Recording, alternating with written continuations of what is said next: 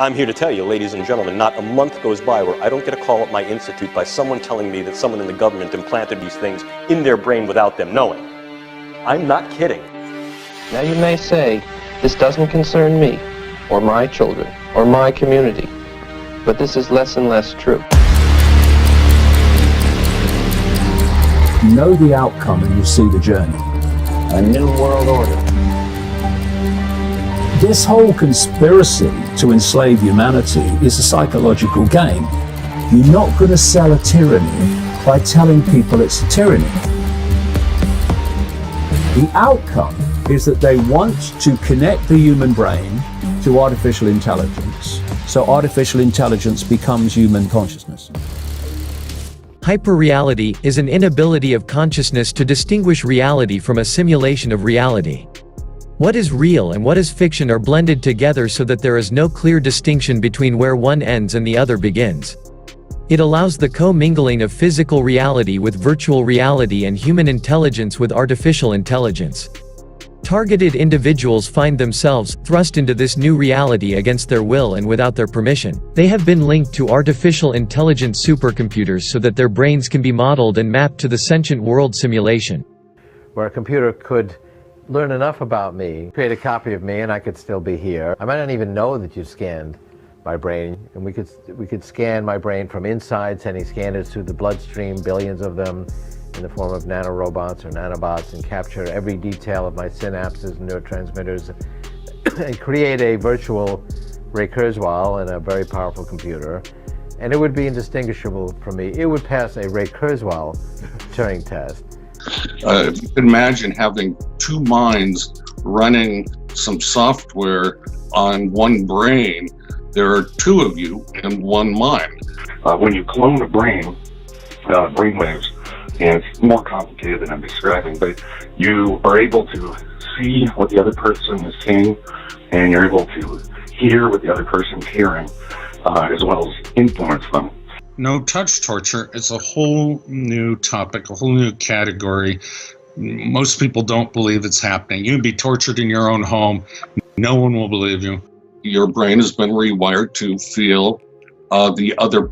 I call it the empathy machine. We can overpower all senses. We can create false sense of touch, make you think ghosts are touching you.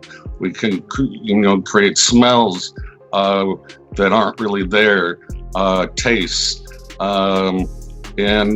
So you can imagine all the trickery that we're capable of doing, from hauntings to being beamed up by aliens, being anal probed. So unfortunately, it gets into very dark topics of trauma-based conditioning we do remotely, rape, torture, etc. The brain doesn't distinguish between these signals. And so at the comfort of your own home, it's as if they brought you into a lab for alien dissection and whatnot. This isn't real. What is real? How do you define real? If you're talking about what you can feel, what you can smell, what you can taste and see, then real is simply electrical signals interpreted by your brain. This is the world that you know. The world as it was at the end of the 20th century. It exists now only as part of a neural interactive simulation that we call the Matrix. You've been living in a dream world, Neo. Let us suppose that we could take our brain out of our body and keep it alive in a glass jar. Let us put a computer in which all kinds of information can be recorded. Finally, let us transmit the electrical signals of all the data related to a setting, such as image, sound, and smell, to this computer. Let us connect this computer to the sensory centers in our brain with electrodes and send the pre-recorded data to our brain. As our brain perceives these signals, it will see and live the setting correlated with these. From this computer, we can send to our brain also signals pertaining to our own image. For instance, we can send to our brain the electrical correlates of such senses as sight, hearing, and touch that we perceive while we sit at a desk. In that state, our brain would think itself as a businessman sitting in his office. This imaginary world would continue as long as the stimulations keep coming from the computer. We would never realize that we only consist of a brain. The world out there that we experience as out there is actually in here. What is Wi-Fi? It's information carried in radiation fields. But you get a piece of technology called a computer, and it will tap in to those radiation fields, and it will decode them into a form on the screen which is absolutely nothing like the field is in its prime form. And we are doing exactly the same to create the reality we think is so real. We live in a sea of information, of possibility, of probability, just like Wi-Fi. And through what I call the biological computer, the decoding processes of what we call the body, we are decoding information from that Wi-Fi field and putting it on our screen, which exists in here. If we have algorithms that stimulate the right things and give it the right data, they could reprogram you in a way without you even knowing it. So you think you're in control of your own will, but it's actually some evil AI or evil people controlling everything we do, and we're more like zombies. Before you go, oh, that's the stuff of science fiction. No, it's not. Your brain is remotely tied, the cerebral cortex is remotely tied to a supercomputer for life, which monitors and manipulates all electromagnetic activity of the victim's brain. Linking brains to machines and creating machine brains. Is that something we can handle? You cannot compromise. You cannot negotiate. You cannot surrender to a computer. It will continue to do what it is programmed to do. Linking brains to the internet and data clouds that make an unlimited amount of information available to us all the time. It's called the information injection feedback loop. It's bidirectional, so they can upload, download at the speed of light. The system can, the supercomputer can.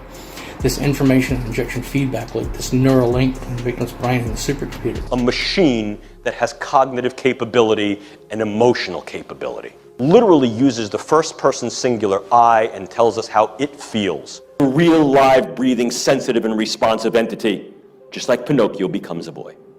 If I stood before you 3 years ago and I told you this, I'd be like, here's science fiction that should start out with once upon a time. Not science fiction anymore. There was a movie a few years ago starring Johnny Depp called Transcendence, which encapsulated where I'm saying this is going. For those who haven't seen it, Johnny Depp played a scientist only a few years into the future, by which time they had quantum computers, which is what I think the universe is. So he then found he was dying. So his scientist wife downloaded his consciousness onto this quantum computer. And after he died, she downloaded it onto the internet. And Johnny Depp's consciousness took the internet over. And by then, they had the Internet of Things, so he was controlling everything, was controlled the internet. So what they then did was release what they called sentient nanoparticles on the wind out into the atmosphere. Humans breathed them in, and because that technology then was connected to them, it connected them to the internet. So now Johnny Depp is dictating their behavior. Now, you know, movie or no movie, that is a tremendous, more than symbolic representation of where we're going, which is why I say that the most important question we need to ask is, what is this artificial intelligence? The first thing I can tell you is that M's are very much like humans, but they are not like the typical human. The typical M is a copy of the few hundred most productive humans. So in fact, they are as elite compared to the typical human as the typical billionaire, Nobel Prize winner, Olympic gold medalist, head of state. M's look on humans perhaps with nostalgia and gratitude, but not so much respect. We can't ignore that element there, because these M's are going to basically be the elite of the world who are sort of feeding their brains basically to create the M. It's gonna be that elite class, right? The Illuminati, whatever you want to call it. This has been the race. You know, this has kind of been what they've been trying to do in the apotheosis, in the, you know, the godhood that they sought, and what the esotericists have believed is the restoration of Eden. You know, so all those, you know, fairy tales and mythologies about living forever, the fountain of youth and things like that, this is sort of their technological answer to all that. And it's quite fascinating to consider that, again, we live in this time where we get to see this unfold. If you aren't at least a bit disturbed by something I tell you here, you're just not paying attention. Okay, the first thing I can tell you is that M's spend most of their life in virtual reality. This is what you might look like if you were using virtual reality. And this is what you might see. Sunlight glinting off of water, you might hear gulls flying above, you might even feel the wind on their cheeks or smell seawater with advanced hardware. Now, if you were to spend a lot of time here, you might want a dashboard where you could do things like make a phone call, move to a new virtual world, check your bank account. Now, while this is what you would look like in virtual reality, this is what an M would look like when virtual reality. It's computer hardware sitting in a server rack somewhere. But still, it could see and experience the same thing. Because you can access other people in other places and live through them.